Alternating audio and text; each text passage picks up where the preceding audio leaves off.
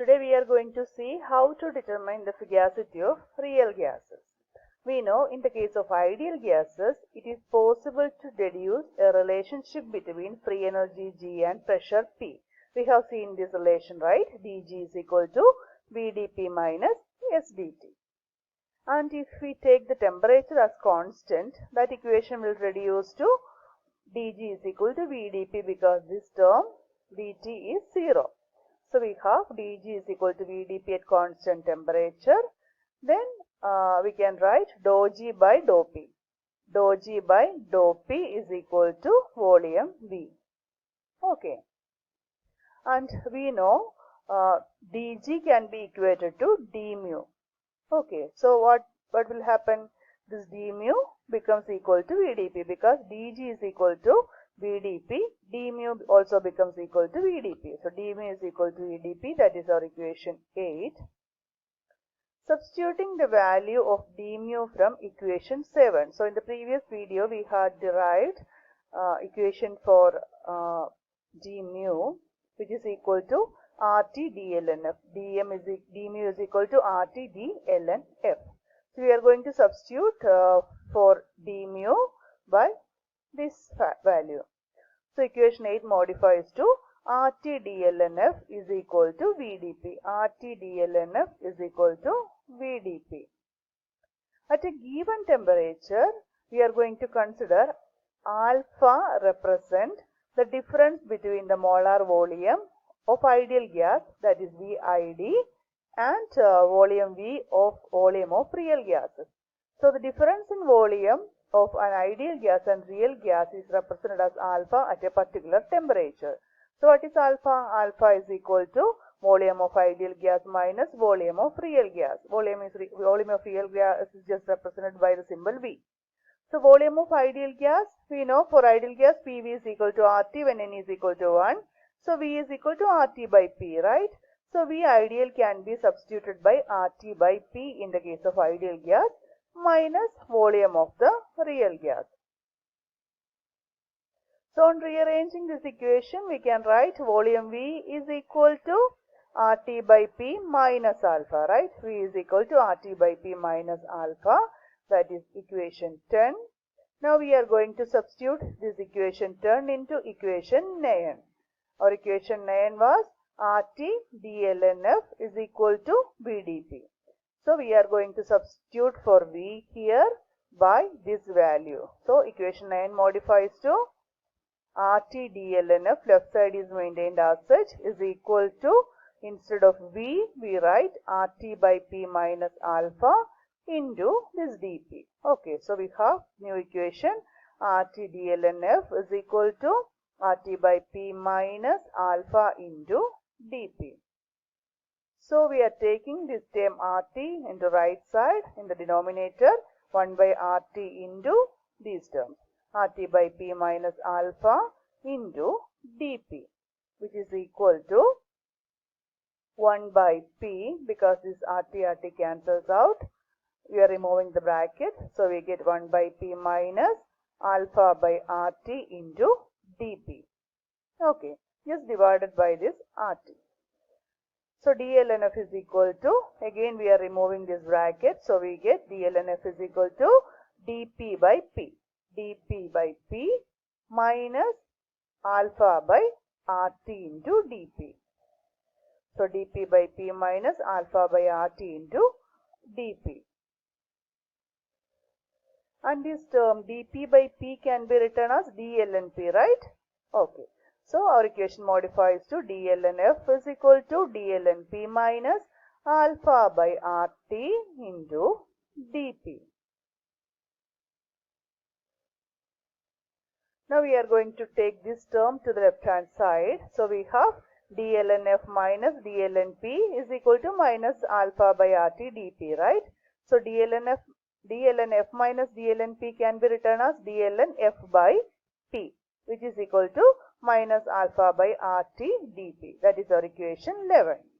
And now we are going to integrate equation 11 between P star, where P star is a very low pressure, and a normal pressure P.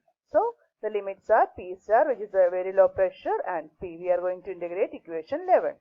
So P star to P d ln F by P is equal to minus 1 by RT is constant. Minus 1 by RT into integral P star to P alpha dP. On integrating this term and applying the limit, we have integrated d ln F by P. So we get ln F by P minus ln F star by P star, lower limit, which is equal to minus 1 by RT into P star to P alpha dP. We have kept the right hand side as such without integrating. We know at very low pressures, P star will be approximately equal to 0. Then what will happen? Our real gas would behave as ideal gas, right? In that situation, F star by P star will be equal to 1, because this F star becomes equal to P star when the value of pressure is very low. There won't be intermolecular interaction, so the real gas behaves as ideal gas, and the ratio F star by P star will be 1. So applying this here, equation 12 can be modified as ln F by P is equal to ln 1, we know. So ln F by P is equal to minus 1 by RT, and integral we are modifying P star by 0. This limit is now equal to 0 because the pressure is very low. So the lower limit is modified to 0 to P alpha dP. That is equation 13. So in equation 13, the lower limit P star has been changed to 0 as P star is approximately equal to 0. And if we are plotting a curve between alpha against P, okay. When we plot alpha against P, we obtain a curve, and the area under the curve will be equal to the integral of equation 13. Okay, so integral of equation 13 can be evaluated graphically by measuring the area under the curve obtained when alpha is plotted against P. Okay, now we can write equation 10 as RT minus PV by P, which is equal to alpha. So we have our equation 10 as V is equal to RT by P minus alpha. We are taking alpha onto the left hand side, so we have RT by P minus V. Now we are going to take P as a common denominator, multiply by P. So we get alpha is equal to RT minus PV by P. RT minus PV by P. Okay. And this alpha can be expressed in terms of compressibility factor Z, which is equal to PV by RT. So now we are going to introduce a new term Z, that is the compressibility factor, which is equal to PV by RT. So here equation 10 is modified as RT minus PV by P is equal to alpha, or alpha is equal to RT minus PV by P. We obtain from equation 10. So let us take P onto the left hand side. We get alpha P is equal to RT minus PV. Alpha P is equal to RT minus PV. Now let us divide this equation by RT.